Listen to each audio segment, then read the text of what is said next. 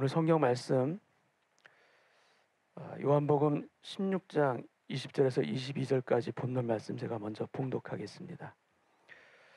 내가 진실로 진실로 너에게 이르노니 너희는 곡하고 애통하겠으나 세상은 기뻐하리라. 너희는 근심하겠으나 너희 근심이 도리어 기쁨이 되리라. 여자가 해산하게 되면 그때가 이르렀으므로 근심하나 아기를 낳으면 세상에 사람 난 기쁨으로 말미암아 그 고통을 다시 기억하지 아니하느니라. 지금은 너희가 근심하나 내가 다시 너를 보리니 너희 마음이 기쁠 것이요 너희 기쁨을 빼앗을 자가 없으리라. 아멘. 오늘 지금은 너희가 근심하나라는 제목으로 함께 말씀 나누길 원합니다. 오늘 본문에서 주님은 제자들에게 말씀하시기를 지금은 너희가 근심하나 지금은 너희가 두려워하나 너희 마음이 기쁠 것이요 너희 기쁨을 빼앗을 자가 없으리라 말씀하십니다. 이 얼마나 우리에게 힘이 되고 위로가 되는 말씀입니까? 우리가 잠들 때마다 그날의 아픔과 무거운 짐들이 잠자는 도중에 깨끗이 지워지고 아침마다 영적인 새 힘을 공급받아 새로운 마음으로 리셋되어서 우리가 깨어난다면 얼마나 좋겠습니까? 시편 기자가 노래하는 것처럼 저녁에는 울음이 깃들일지라도 아침에는 기쁨이 오리로다. 울면서 잠들었을지라도 아침에는 기쁨으로 깨어나리라.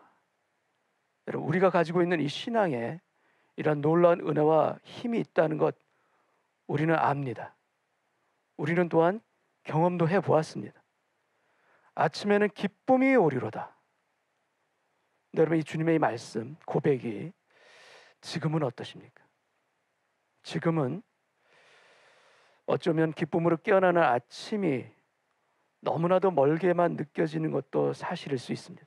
아니, 아침이 싫다. 아침을 맞이하기가 두렵다.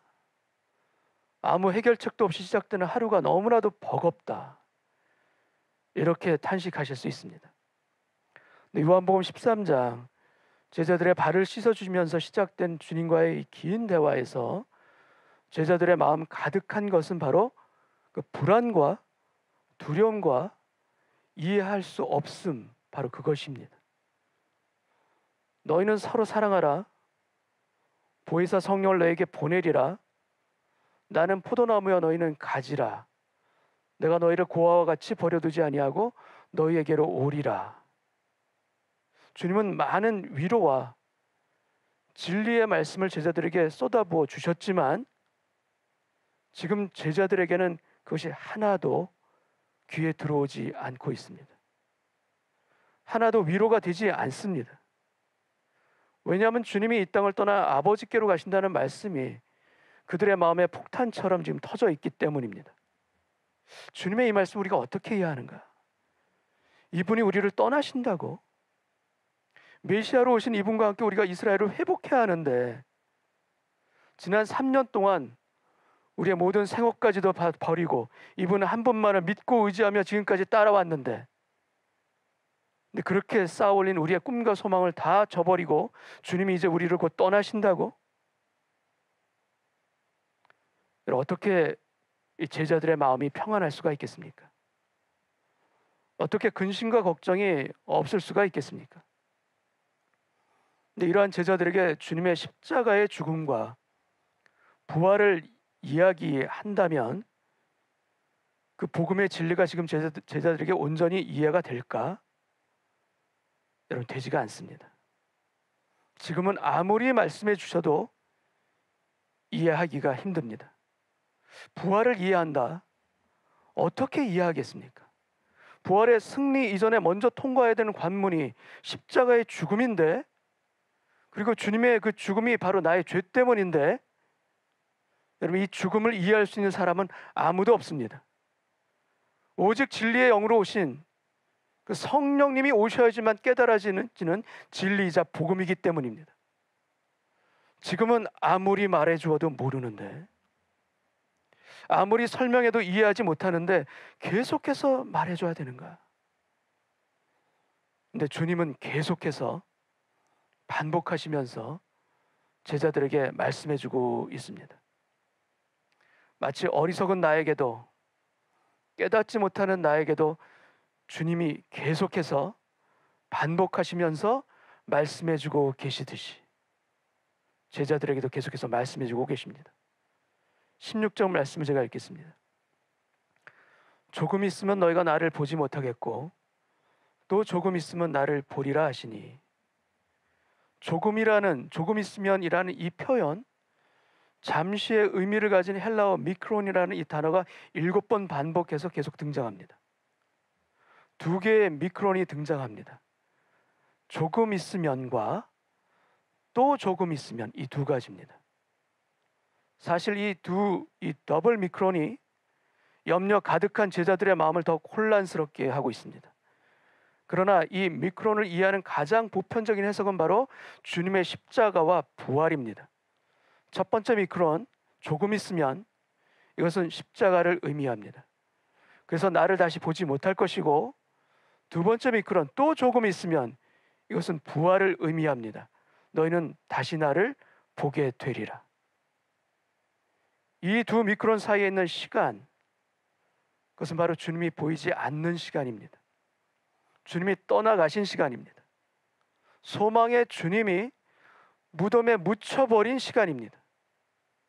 그래서 우리의 소망도 함께 묻혀버린 시간이고, 이 조금과 또 조금 사이에 있는, 그러나 결코 조금이 아닌 아주 길고도 무서운 시간이 우리 모두에게도 다 있습니다.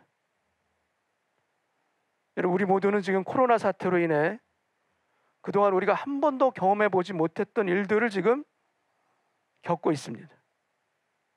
가게 문을 닫기도 하고 문을 열어도 손님들이 찾아오지 않는 상황입니다. 렌트비는 도대체 어떻게 내야 되나? 또 우리 주변에 레이오프 당한 분들이 도처에 계속해서 일어나고 있습니다. 유학생인데 일단 한국으로 돌아가야 되나 아니면 여기 있어야 하나? 너무나도 혼란스럽습니다. 어떻게 해야 하는가? 이 어둠의 시간을 어떻게 헤쳐나가야 하는가? 여러분은 지금 어떻게 하려고 하십니까? 제자들이 보이는 반응이 우리와 그렇게 크게 다르지 않다라는 것을 우리는 성경을 통해서 보게 됩니다. 17절을 제가 읽겠습니다. 제자 중에서 서로 말하되 우리에게 말씀하신 바 조금 있으면 나를 보지 못하겠고 또 조금 있으면 나를 보리라 하시며 또 내가 아버지께로 감이라 하신 것이 무슨 말씀이냐 하고, 지금 제자들은 주님과 함께 있습니다. 근데 이것이 무슨 말씀이냐? What is this? 지금 누구에게 이들이 묻고 있습니까? 질문과 이 대화의 방향이 누구에게 향하고 있습니까? 주님이 아니라 그들 서로입니다. 주님께 진지하게 아뢰고 있는 것이 아니라 주님 뒤에서 지금 서로 수군거리고 속삭이고 What is this? 조금 있으면이란 하신 말씀이 도대체 무슨 말씀이냐? 무엇을 말씀하시는지 우리는 도무지 알지 못하노라. 지금 주님이 그들 앞에 계십니다. 그런데도 제자들은 서로 무슨 말씀이냐, 어찌 된 것이냐 서로 묻습니다. 지금 주님이 우리 앞에도 계십니다. 그런데 우리끼리 서로 묻습니다. 어떻게 된 것이냐? 앞으로 어떻게 할 것이냐? 물론 서로 나누고 위로하는 것 반드시 필요한 일입니다. 그러나 가장 중요한 대화는 누구와입니까? 정보를 찾고 인터넷을 검색하는 것 물론 필요하고 중요한 일이기도 합니다. 그러나 가장 중요한 검색은 누구에게 여쭈어 보아야 하는 것입니까? 여러분, 많은 정보를 모으면, 좋은 정보가 쌓이면 그 정보와 지식들이 우리를 인도합니까? 아니요. 인도하는 것이 아닙니다. 오히려 더 혼란스럽습니다. 알면 알수록 더 혼란은 커질 수도 있습니다. 정보를 얻어서 도움이 되는 것 분명히 있습니다. 가야 할 길이 가닥에 잡히는 것 분명히 도움이 되기도 합니다. 그러나 결국에는 갈림길이 나타납니다. 선택해야 되는 그 갈림길에서 우리는 결정해야 되고 선택해야 합니다. 여러분, 우리가 선택하고 결정하는 길로 갈 것인가? 아니면 인도해 주시는 길로 갈 것인가? 여러분, 인도하심은 정보에 있지 않습니다. 주님의 인도하심은 펄슨 대 펄슨, 인격적인 관계 가운데 있는 것입니다. 여러분께서 인도하심을 받기를 원한다면, 바른 길로 이끌어 주시기를 원한다면 정보가 아니라, 세상 사람들이 아니라 주님께 여쭤보셔야만 합니다. 주님께 나아가야만 한 것입니다. 우리의 문제를 가지고 주님 앞에 엎드려야 되는 것입니다. 근데 왜 혼자 고심하십니까? 왜 혼자 낙심하십니까? 왜 우리 그 문제를 가지고 그렇게 고민하고 있습니까? 주님 앞에 나오시기 바랍니다. 주님께 여쭤보시기 바랍니다. 알려주시고 인도하시고 우리의 갈 길에, 가야 될 길 걷게 되는 발걸음을 이어지게 하실 줄로 믿습니다. 19절을 제가 읽겠습니다. 내 말이 조금 있으면 나를 보지 못하겠고 또 조금 있으면 나를 보리라 하므로 서로 문의하느냐. 조금 있으면, 그리고 또 조금 있으면, 이 두 개의 미크론이 있고, 또한 보지 못하겠고, 두 번째는 보리라. 이 두 개의 보다라는 단어가 또 있습니다. 여러분, 우리 성경이나 영어 성경은 다 보다 C로 번역되어 있는데, 사실 헬라어 원문은 이 두 개의 보다가 같은 단어가 아니라 서로 다른 단어입니다. 앞에 있는 보다는 세오레오라는 동사이고 뒤에 있는 보다는 호라오라는 동사를 사용합니다. 여러분, 도표를 한번 보시겠습니다. 앞에 있는 조금 있으면 나를 보지 못한다. 그 세오레오는 관찰과 해석의 차원에서의 보는 것입니다. 여러분, 이 단어는 영화관, 시어터가 여기서 나온 단어이고 이론을 의미하는 theory도 같은 어원입니다. 반면에 또 조금 있으면 나를 보리라, 이 호라오는 계시적인 차원에서 보는 것을 의미합니다. 그래서 세오레오가 파악하고 해석하여 발견되어진 의미, 그 미닝을 보는 것이라면 호라오는 우리의 관찰과 해석 너머에 있는 숨겨진 의미, 바로 그 진리를 보는 것을 의미합니다. 조금 있으면 나를 보지 못한다. You will not see. 영어 성경은 이것을 미래로 번역하지만 사실은 현재형입니다. 그래서 바른 해석은 지금은 너희는 나를 보지 못한다. 그러나 조금 있으면 나를 보게 되리라. 이 뒷부분이 바로 미래형입니다. 여러분, 지금 우리의 현재 시간은 주님이 십자가에 달리신 금요일이고 주님이 무덤에 묻혀 계시는 토요일일 수가 있습니다. 지금은 보지 못합니다. 지금은 주님이 보이지 않습니다. 보려고 애를 써도 보이지 않습니다. 현재형입니다. 그러나 조금 더 있으면 주님이 보이리라. 부활의 새벽, 주일이 되면 주님은 다시 살아나십니다. 그때는 너희는 나를 보게 되리라. 여러분, 지금 우리의 현재는 주님이 피 흘리신 금요일일 수 있고 주님이 무덤 안에 갇혀 계신 토요일일 수도 있습니다. 우리의 현재가. 그러나 3일째 부활의 날이 조금 있으면 믿는 우리에게 반드시 올 줄 믿습니다. 무덤이 열리는 주일이 믿는 우리에게 반드시 오리라. 이것을 믿고 붙들어 나아가는 저희 모두 되길 원합니다. 주중에 제가 한 성도님의 메시지를 받았습니다. 그분이 메시지에서 말씀하시기를 저희 가정도 다른 분들처럼 모두 지금 스탑되어 있고 여러 가지 위기가 있습니다. 근데 오늘부터 10일 동안 입 밖으로 한숨 짓거나 낙심하거나 불평하는 말을 하지 않을 것을 부탁했어요. 서로. 대신 기도하는데 우리의 입술을 사용하도록. 그리고 매일 밖에 나가서 1시간가량 운동도 하고 있어요.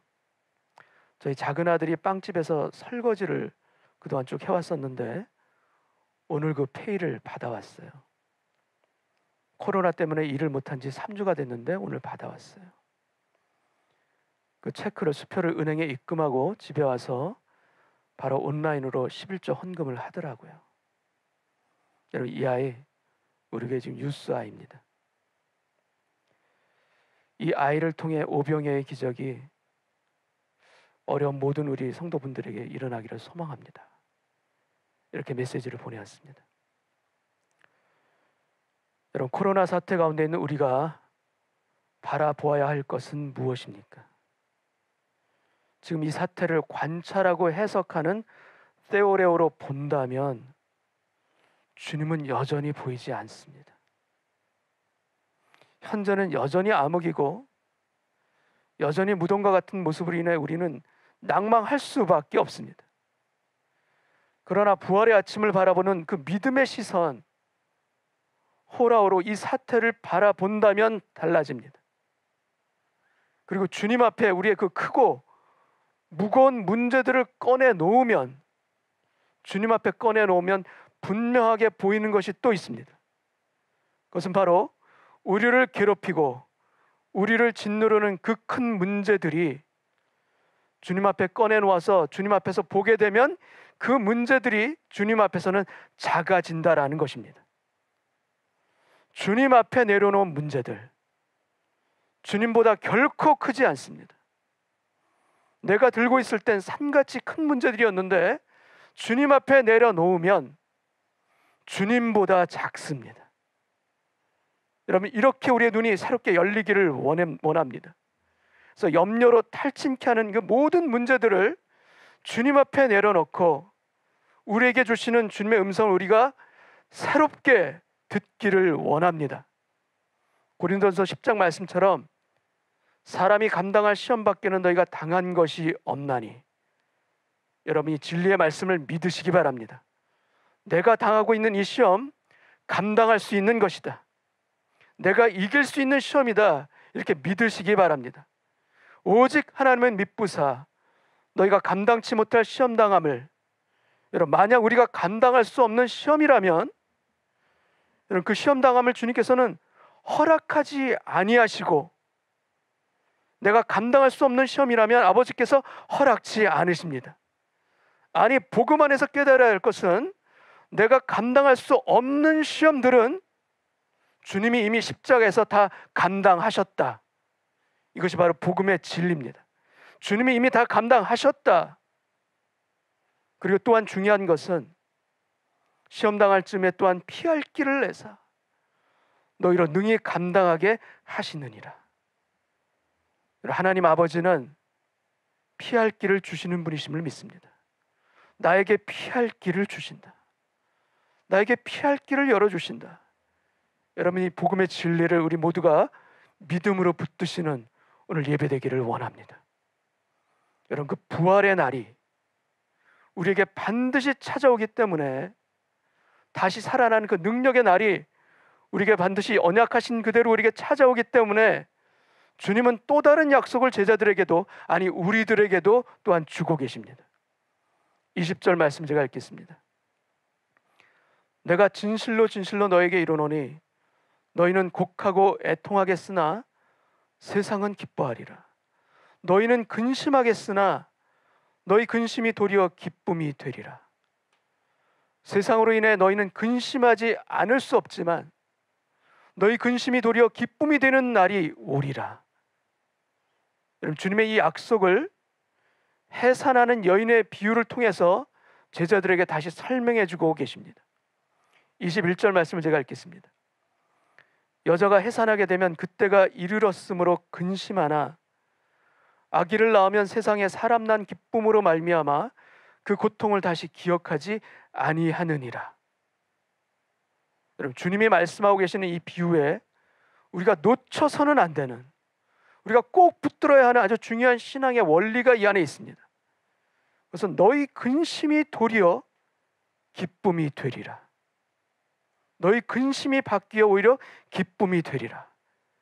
여러분, 이 기쁨의 변화는 근심케 하는 그 자체가 변하는 것입니다. 근심이 덜어져서, 근심이 사라져서, 그 근심이 다른 것으로 대체되어서 나타나는 그런 기쁨이 아니라, 근심케 하는 바로 그 안에, 그 고통 안에 우리에게 감사와 기쁨이 되게 하시는 능력과 은혜가 숨어 있다라는 것입니다. 이 말씀을 도표를 통해서 한번 다시 보겠습니다. 주님이 약속하시는 이 기쁨은 영어로 substitution, 대체가 아니라 transformation, 변화케 하는 은혜입니다. 여러분, 여인이 아기를 낳는 과정을 보면 이해가 쉽습니다. 고통을 야기한 아기가 기쁨의 존재로 바뀝니다. 고통의 원인과 기쁨의 원인이 다르지가 않습니다. 같은 것입니다. 그래서 그 고통 가운데 더 기뻐하는 것입니다. 여러분, 고난과 아픔이 우리에게 닥칠 때 우리는 그것을 없애달라, 제거해달라, 우리는 기도합니다.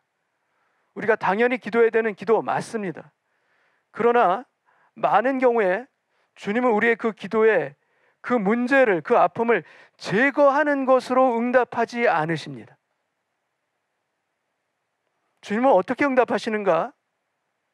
그래서 제거로 응답하시기보다 우리의 변화를 요구하시며 응답하실 때가 훨씬 더 많습니다. 없애달라, 대체해 주십시오, 내 소원을 들어주십시오. 여러분, 대부분 우상적인 접근 방법들입니다. 우리에게 필요한 거 맞지만 우상적인 접근 방법인 것도 맞습니다.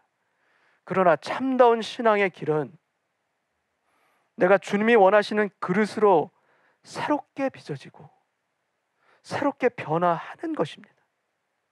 고통 가운데 오히려 그것을 인내로 싸워나가며 내 안에서 나를 빚어가시는 그 손길을, 주님의 손길을 우리가 인정하고 내가 서서히 변해가는 것, 이것이 바로 주님께서 우리에게 응답하시는 방법입니다.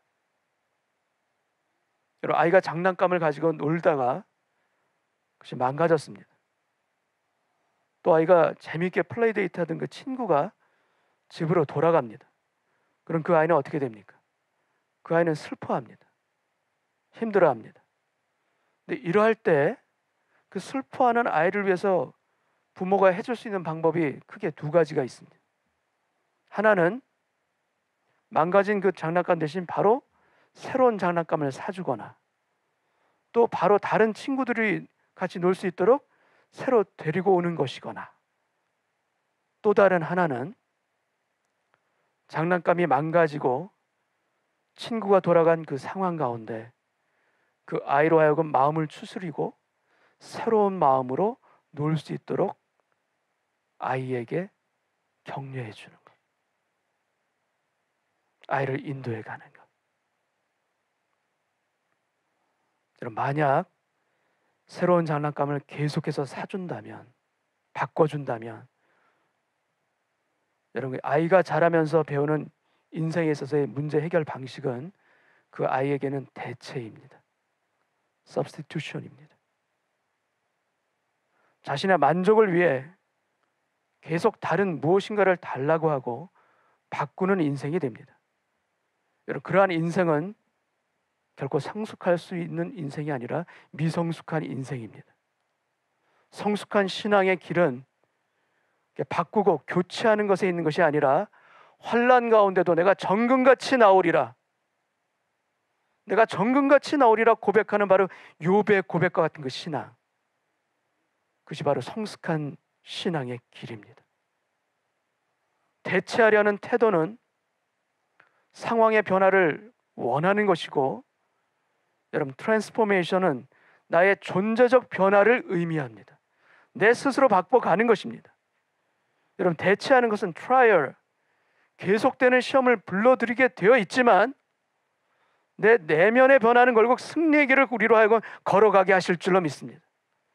내가 변화해야 이겨낼 수 있습니다. 내가 고통 가운데 주님 닮아가는 모습으로 변화해야 승리할 수 있는 것입니다.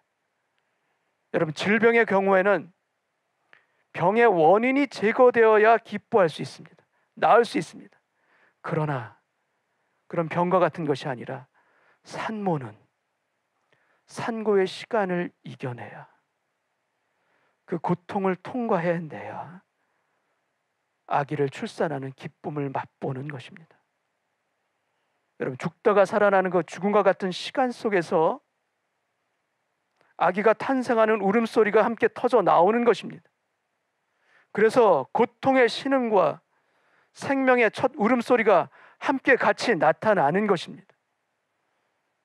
여러분, 지금 우리는 너무나도 힘든 시기를 살아가고 있습니다. 이때 주님께서 우리에게 원하시는 것이 무엇인가? 나를 향해서 나를 빚어가시려는 주님의 계획이 무엇인가? 우리가 볼 수 있는, 영적인 것을 볼 수 있는 눈이 오늘 열리기를 원합니다.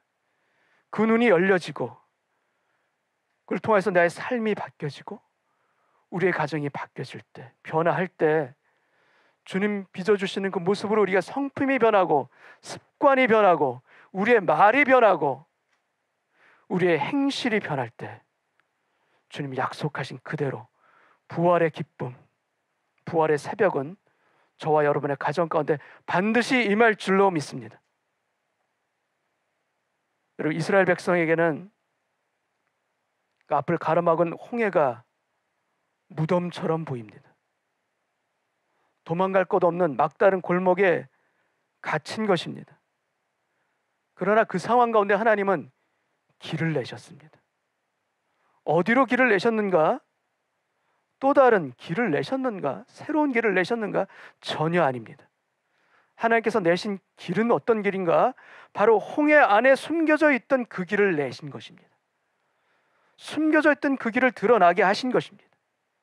그리고 양쪽에 물벽이 선 홍해 가운데 뒤에는 애국 군대가 쫓아오는데 그 가운데 이스라엘 백성들이 해야 할 일은 무엇입니까? 이스라엘 백성들 그 상황 가운데 어떻게 해야 합니까? 여러분, 그 두렵지만 물벽이 양옆에 서 있지만 그 두려운 홍해 가운데로 건너가야 하는 것입니다. 두렵더라도 한 발 한 발 묵묵히 걸어가야 하는 것입니다. 그렇게 걸어갈 때 홍해의 바다가 건너지게 될 줄 믿습니다. 어느덧 그 길을 넘어가게 될 줄 믿습니다. 그렇게 건너가면, 무사히 우리가 인내하면서 그 길을 건너가면 우리에게 어떤 일이 일어나는가? 여러분, 이스라엘 백성들에게는 구원의 그 길이, 뒤쫓아온 애국 군대에게는 죽음의 길로 바뀝니다. 이스라엘 백성들에게는 승리의 그 길이, 애국 군대에게는 패배의 길이 되는 것입니다. 여러분, 주님의 역사, 이 기적, 여러분의 가정에서, 여러분의 일터에서 주여 일어나게 하여 주옵소서. 기도하는 저희 모두 되기를 원합니다. 주님께서는 연약한 저희들을 위해 너희가 먼저 한 발 내디뎌라. 요단강에서는 제사장이 먼저 한 발을 내디딜 때 강물이 멈췄지만 홍해에서는 너희가 한 발을 먼저 내디뎌라 하지 아니하시고 하나님께서 홍해를 먼저 갈라주시고 건너라 하십니다. 먼저 갈라주셨습니다. 그리고 너는 담대하게 건너가라. 네가 안전하게 건너갈 수 있도록 구름 기둥으로 내가 바로의 군대를 뒤에서 막아서리라. 주님의 우리를 향한 약속입니다. 네가 무사히 건너갈 수 있도록 너희들이 다 건너갈 때까지 내가 물벽을 세워 놓으리라. 그대로 세워 놓으리라. 너는 나를 믿고 건너가라. 여러분, 홍해 앞에서 물이 갈라지는 이 기적을 보는 자, 복이 있을 줄로 믿습니다. 그리고 또한 그 물을 가르시는 하나님의 능력을 보고 믿고 변하여 우리도 홍해를 담대하게 함께 걸어가는 자가 되기를 원하고, 그 홍해길에 하나님의 놀라운 축복과 은혜가 우리 모두에게 임할 줄로 믿습니다. 그리하여 22절 말씀을 제가 읽겠습니다. 지금은 너희가 근심하나 내가 다시 너희를 보리니 너희 마음이 기쁠 것이요 너희 기쁨을 빼앗을 자가 없으리라. 아멘. 지금은 너희가 근심하나, 코로나로 인하여, 이 사태로 인하여, 이 현실로 인하여 너희가 근심할 수밖에 없으나 너희 기쁨을 빼앗을 자가 없으리라. 환경에 상관없이 우리 안에서 계속 흘러나오는 생수의 능력, 이 하나님의 능력과 은혜 가운데 이 기쁨의 은혜와 능력을 빼앗을 자가 없으리라. 우리 주님의 약속과 이 말씀을 붙들고 우리가 묵묵히 그 길을 걸어갈 수 있는 저와 여러분 되시기를 주님의 이름으로 축원합니다. 같이 한번 우리 기도하겠습니다. 아버지 하나님, 하나님의 손길을 구합니다. 이 어려운 때에 우리의 눈이 세상을 향하고 있다면 그 눈을 돌려 주님을 바라보는 이 시간 되게 하여 주옵시고, 우리의 귀가 세상의 정보와 뉴스에 온통 쏠려 있다면 주님, 우리의 귀를 세상을 향한 귀를 닫고 오히려 주님을 향하여서 주님 응답하여 주옵소서, 기도에 우리의 귀를 여는 오늘 이 시간 되게 하여 주옵소서. 주님께서 이 시간에 우리와 함께 걸어가심을 믿습니다.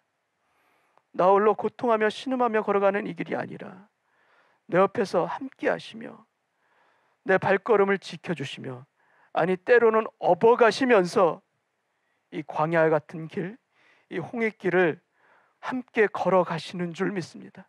낙심치 않게 하여 주옵시고 우리 마음에 힘을 얻게 하여 주옵시고, 주의 약속하신 그 언약 그대로 산고의 고통을 인내 가운데 걸어가는 이 시간, 주님 인내하며 걸어가게 하여 주옵시고, 이 길의 끝에 반드시 홍해를 건넌 기쁨의 찬가가 우리에게도 우리의 가정에서도 울려 퍼지게 하여 주옵소서. 주께서 함께 하시는 그 언약의 열매와 결과들 우리 가정에서 일터에서 맛보게 하여 주시기를 간절히 사모하며, 살아계신, 우리를 위해서 살아계시고 구원해 주시는 예수 그리스도, 예수님의 이름으로 기도하옵나이다. 아멘.